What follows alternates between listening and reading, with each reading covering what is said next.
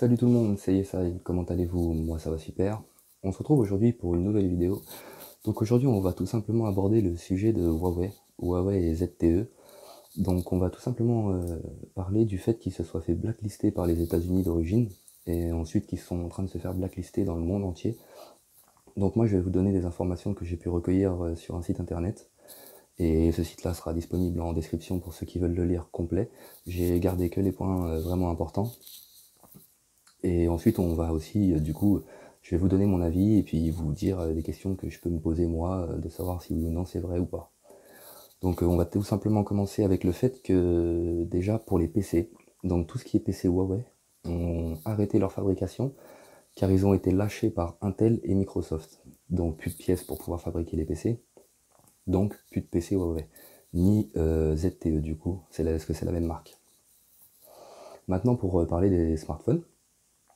Donc ils ont été interdits en Amérique, en Australie, au Royaume-Uni, en Nouvelle-Zélande et au Canada, suite à du coup à des accusations et à des très fortes accusations d'ailleurs des États-Unis, qui pensent qu'ils sont tout simplement en fait en train d'espionner via leur smartphone, qui cherchent à récolter des données, donc pour pouvoir pour leur propre intérêt quoi. Et ça, les États-Unis, ils acceptent vraiment pas. Donc voilà. Ensuite, les entreprises américaines ne peuvent plus collaborer avec Huawei. Ça y est, c'est officiel. Tout ce qui est entreprise américaine ne peut vraiment plus du tout collaborer avec Huawei. Donc voilà. Ensuite, il faut savoir que Google a annoncé le 21 mai de cette année, donc 2019, comme quoi ils ne fourniraient plus leur système d'exploitation Android. Donc plus d'Android sur les Huawei à partir du 21 août, parce qu'ils leur ont laissé un créneau de 3 mois. Donc pendant 3 mois, ils peuvent encore utiliser Android, mais d'ici le 21 août 2019, plus aucun système Android sur les Huawei et les ZTE. Ça, c'est aussi, je pense qu'il faut le savoir pour tous les possesseurs de Huawei, et même tous ceux qui pensaient peut-être se prendre un Huawei dans l'avenir, avec le futur là qui va arriver. En plus, il me semble que c'est le P23 ou peut-être le P33, je sais pas trop, je connais pas trop cette marque en tout cas, mais il me semble qu'ils veulent sortir un nouveau téléphone qui fait 5G là. Donc, tous ceux qui veulent l'acheter, sachez que ce ne sera pas sous Android qui va tourner, mais par contre, Huawei est en train de développer leur propre système d'exploitation du coup. Ils sont en train de le développer en ce moment même, donc à voir ce que ça va donner dans l'avenir. Plusieurs enquêtes ont été ouvertes dans le monde, pas qu'aux États-Unis, dans des pays même occidentaux. Par exemple, la France a ouvert une enquête pour les mêmes raisons, l'Allemagne, le Canada, les Pays-Bas, et sûrement d'autres, mais en tout cas c'est que ceux-là que j'ai pu trouver moi personnellement sur le site.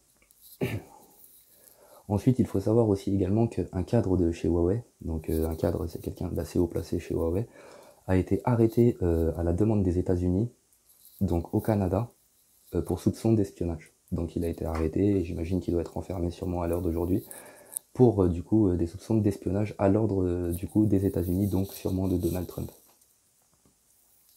Ensuite, il faut savoir aussi également qu'en France, 20% de moins de ventes de Huawei en seulement une semaine. C'est énorme. Ils ont perdu 20% de ventes donc sur les parts de marché en seulement une semaine en France. Donc sachant qu'il n'y a pas eu plus de polémique que ça en France, pourtant leurs ventes ont chuté complètement.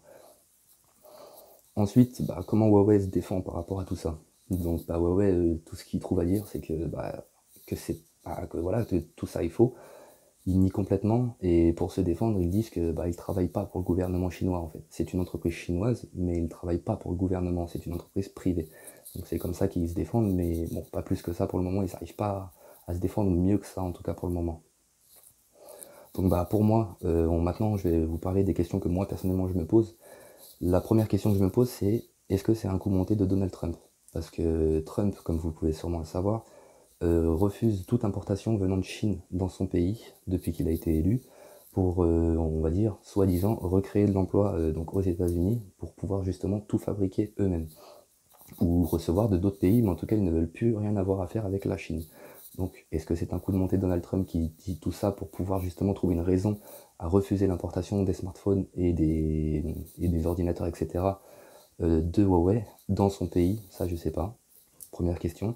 Deuxième question que je me pose aussi, c'est est-ce que ce serait pas un coup monté d'Apple? Donc ce serait pas Trump du coup, mais peut-être Apple, Car tout simplement, il faut savoir que pendant des années, Apple et Samsung ont toujours tenu les parts de marché, en fait, sur le marché du smartphone en tout cas, ont toujours été loin en tête, très très loin même. Et il y a très peu de temps, Huawei a pris la seconde place devant Apple. Donc, est-ce que ce serait pas Apple tout simplement qui... voilà, il faut savoir que c'est une entreprise extrêmement riche, n'aurait pas du coup lancé une fausse rumeur. Voilà, est-ce que ça viendrait pas d'Apple? Pareil, question. Donc pour moi, c'est ces deux questions-là qui vraiment que je me pose tout le temps, quoi. Donc voilà, après pour vous donner mon propre avis là-dessus, bah je sais pas trop quoi en penser en fait, tout simplement. Je suis tiraillé entre le fait de, d'un côté, le fait que Trump veuille fabriquer des choses lui-même, c'est bien, mais alors dans ces cas-là, pourquoi continuer à recevoir du Samsung? Pourquoi continuer à recevoir d'autres marques qui viennent d'ailleurs? Enfin, voilà, je sais pas trop, je comprends pas. Et pareil pour Apple, quoi. Enfin, peut-être qu'ils sont troisième, mais bon, ils continuent à faire de gros chiffres, donc pourquoi faire ça? Pareil, franchement, je vois pas vraiment l'intérêt, donc je sais pas trop. Et je pense que c'est pour ça que je fais cette vidéo, justement, c'est pour qu'on puisse en discuter et peut-être démêler le faux du vrai. Donc voilà, c'est pour ça que n'hésitez vraiment pas, en fait, tout simplement à me donner votre avis par rapport à tout ça. L'article sera en description, donc voilà, n'hésitez pas à aller faire un petit tour si vous voulez le lire vraiment en entier pour avoir plus d'informations. Mais en tout cas, voilà, sachez que Huawei est en train de se faire blacklister dans le monde entier. C'est assez dégueulasse, mais c'est la vérité. Ils sont en train de se faire complètement blacklister. Donc les réseaux 5G en France, ça va être compliqué pour eux. Je suis même pas sûr qu'ils vont pouvoir les déployer. Parce que comme je vous ai dit, la France enquête elle-même sur tout ce qui se passe, quoi. Donc voilà, le Huawei, on va dire que leur avenir est assez sombre. Donc voilà, moi en fait je fais cette vidéo parce que j'aimerais vraiment que vous me donniez votre avis, qu'on puisse en discuter dans l'espace commentaire, bien sûr en restant poli et adulte, qu'on puisse vraiment en discuter et en débattre, savoir votre avis, pourquoi en fait tout simplement il se passe ça en fait pour Huawei, quoi. Est-ce que c'est de la jalousie? Est-ce que c'est parce que c'est réellement des espions? Parce qu'il y a eu quelques preuves soi-disant qu'ils auraient espionné et volé des informations à divers pays. Donc voilà, j'attends vraiment vos retours en commentaire en tout cas, pour qu'on puisse du coup en débattre. Sachez que je vais répondre de toute façon à tous les commentaires, et en tout cas essayer de débattre le plus possible avec vous, et puis voilà. Sur ce, j'espère que cette vidéo en tout cas vous aura plu. C'était Yesai, n'oubliez pas de lâcher votre petit like, votre petit abonnement et votre petit partage, ça fait toujours plaisir. Je vous retrouve pour une autre vidéo. Ciao, bye.